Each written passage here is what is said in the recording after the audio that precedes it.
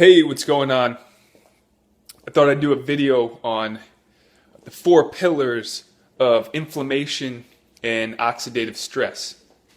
And this is a very important topic because those are the things that create disease, heart disease, diabetes, cancer, etc. And so we want to reduce chronic inflammation and oxidative stress. But before I go into those four pillars, I think it's important to explain what is inflammation. Inflammation is essentially when there's an injury or a disease or something like that, there's increased blood supply to that area, which is why it gets red and hot, so that cytokines can help repair the area. And this is just a basic aspect of it. It's your immune system. It's an immune system response, right? And keep in mind that 70 to 80% of your immune system is in your gut, right? So that can last for days. It can last for weeks. What we want to stay away from, which produces disease, neurological disorders too as well, is chronic inflammation and chronic oxidative stress. In today's day, a lot of people are walking around with chronic inflammation. So if you have joint inflammation on a daily basis, weekly basis, then there's a few things you need to analyze. Okay, so it's going to come from one, nutrition, right? Two, your activity level. So exercise actually helps a good inflammatory response. So inflammation can exercise can actually help reduce inflammation, right?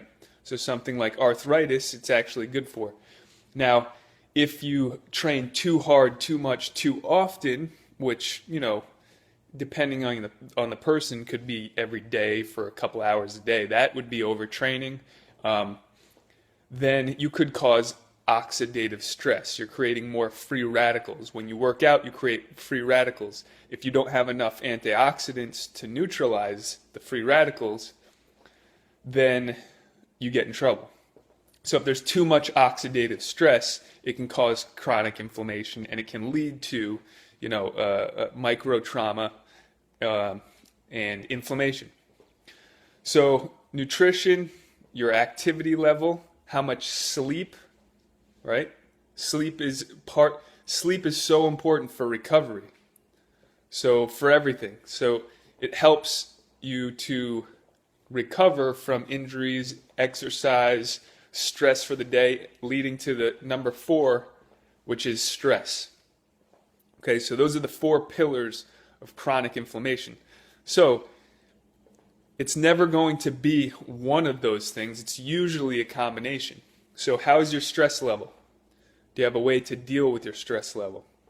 Do you meditate? Do you go for a walk in the woods? Do you reduce your stress level through going to the beach? So if you have chronic inflammation, that's one way. Improving your sleep. Sleeping better. If you have an issue with sleep, some people deal with insomnia. There are certain ways that you can help that out, right? So food is a good way. Not drinking coffee, not drinking alcohol.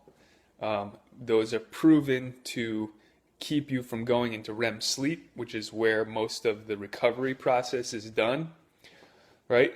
So exercising, for the most part, I know very few people who overtrain.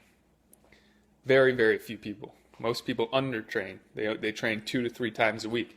That's not overtraining. That's not enough to cause chronic inflammation in the joint. Someone said to me, I think it's the heavy weights that I'm using. It's not possible if you train an hour a week to have chronic inflammation from that. You should look at the other areas. And number 1, especially nowadays, would be nutrition. So you can be putting bad fats into your body, right? that cause more oxidative stress, that cause more inflammation, or genetically modified foods that change the gut bacteria that cause more inflammation. So good bacteria in your gut helps reduce inflammation. Bad bacteria can raise oxidative stress and inflammation. So cleaning your diet, right?